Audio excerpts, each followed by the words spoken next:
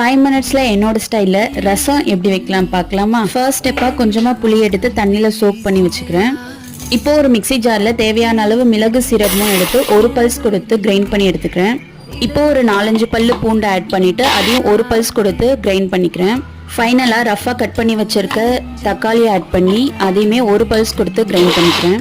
இப்போ ஒரு வானல்ல கொஞ்சமா எண்ணெய், கடுகு, கருவேப்பிலை போட்டுட்டு 2 காஞ்ச மிளகாவும் குட்டி குட்டியா கட் பண்ணி ஆட் பண்ணிக்கிறேன். இப்போ நம்ம ரெடி பண்ணி வச்சிருக்க பேஸ்ட் ஆட் பண்ணி ராஸ்மல் போற வரைக்கும் வதக்கிக்கலாம்.